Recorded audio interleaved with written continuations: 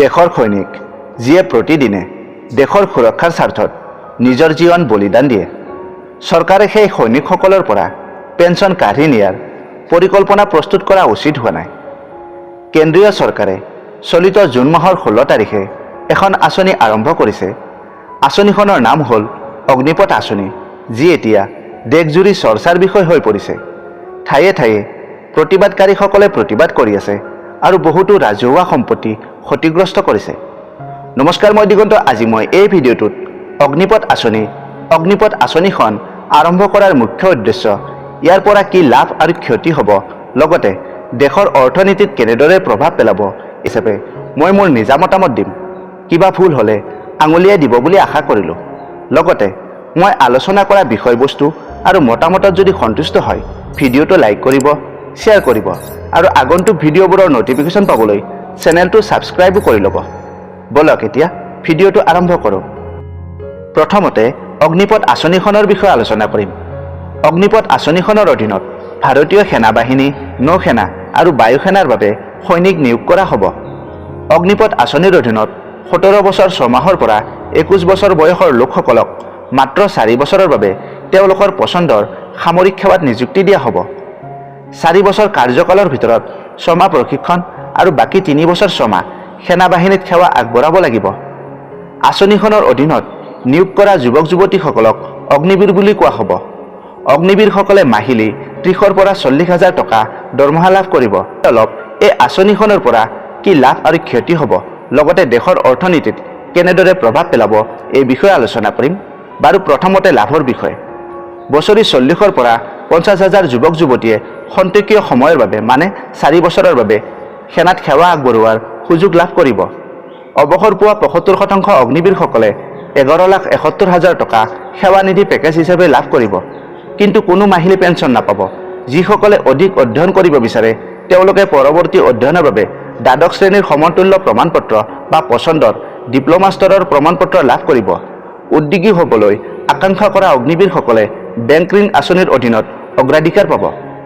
অগ্নিপথ আঁচনিৰ অধীনত তেওঁলোকৰ সেৱা সম্পূৰ্ণ হোৱাৰ পিছত কাম কৰিব বিচৰা অগ্নিবীৰসকলক কেইবাখনো ৰাজ্যৰ কেন্দ্ৰীয় সশস্ত্ৰ বাহিনী, চমুকৈ CAPF, অসম ৰাইফলছ, আৰক্ষী আৰু সহযোগী বাহিনীত অগ্ৰাধিকাৰ দিয়া হ'ব।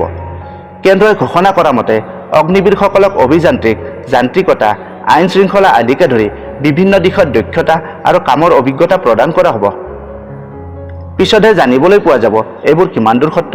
আৰম্ভণিতে ইয়াৰ বিষয়ে কিবা এটা কোৱাটো ইমান সঠিক নহ'ব।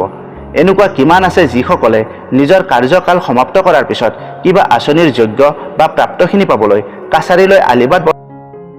দেশজুৰি প্ৰতিবাদ আৰম্ভ কৰা এই আঁচনিৰ প্ৰৱৰ্তনে প্ৰশ্ন উত্থাপন কৰিছে যে অগ্নিবীৰসকলে তেওঁলোকৰ 4 বছৰৰ চাকৰি সম্পূৰ্ণ কৰাৰ পিছত কি কৰিব।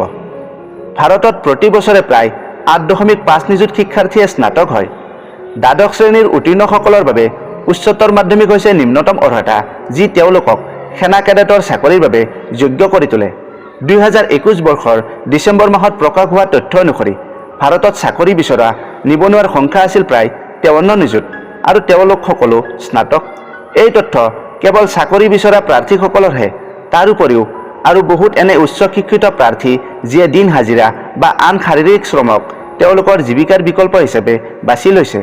এই আঁচনিত নিযুক্তিপ্ৰাপ্ত প্ৰাৰ্থীসকলৰ বাবে প্ৰশিক্ষণৰ ম্যাদ হৈছে 6 মাহ, যি এনকি এজন প্ৰাক্তন অসামৰিক লোকক আন দেশৰ দৰে উচ্চ প্ৰশিক্ষিত শক্তিৰ বিৰুদ্ধে যুঁজিবলৈ সক্ষম কৰি তুলিবলৈ পৰ্যাপ্ত নহয়। যদিও প্ৰাৰ্থীজনে যুঁজৰ উপৰিও অনুশাসন শিকিব, তথাপিও এই 4 বছৰৰ সেৱাৰ সময়ত আন কোনো ব্যৱহাৰিক দক্ষতা শিকিব নোৱাৰিব। ইয়াৰ অৰ্থ হৈছে যে এনে প্ৰাৰ্থীৰ এটা ডাঙৰ অংশ কেৱল দুৱাৰপাল, দেহৰক্ষী, বাউন্সাৰ আদিৰ দৰে চাকৰিৰ বাবে যোগ্য হ'ব। আপুনি কি মূল্য ৰাখিব বুলি ভাবে যেতিয়া সামৰিক বাহিনীয়ে তুলনামূলকভাৱে কম চাহিদাৰ সৈতে প্ৰতি বছৰে এক বৃহৎ যোগান প্ৰদান কৰিব, যদি চৰকাৰৰ উদ্দেশ্য হৈছে হোৱা নাই। প্ৰতিবাদকাৰীসকলে দেশৰ বিভিন্ন ঠাইত প্ৰতিবাদ কৰি বহুতো ৰাজহুৱা সম্পত্তি ক্ষতিগ্ৰস্ত কৰিছে। কিছুমানে হিংসাত্মক কাৰ্যত লিপ্ত হৈছে। কিছুমান ঠাইত ইণ্টাৰনেট সেৱা বৰ্তমান বন্ধ ৰখা হৈছে। তেওঁলোকে প্ৰতিবাদ কৰিছে, কৰক, কিন্তু ৰাজহুৱা সম্পত্তি ক্ষতিগ্ৰস্ত বা ধ্বংস কৰিব নালাগে, কাৰণ এইবোৰৰ মূল্য আমাৰ জনসাধাৰণৰ পৰা সংগ্ৰহ কৰা ৰাজহ। এতিয়া আকৌ পুনৰ মূল্য বৃদ্ধি হ'ব আৰু বা কি হয় ইয়াত মই মোৰ ব্যক্তিগত মতামত প্ৰকাশ কৰিলোঁ। যদি কিবা ভুল ভ্ৰান্তি হৈছে শুধৰাই দিব আৰু নিজৰ মতামত দিব বুলি আশা কৰি আজিলৈ এই ভিডিঅ'টো ইমানতে এৰিছোঁ। নেক্সট ভিডিঅ'ত পুনৰ লগ পাম। ধন্যবাদ।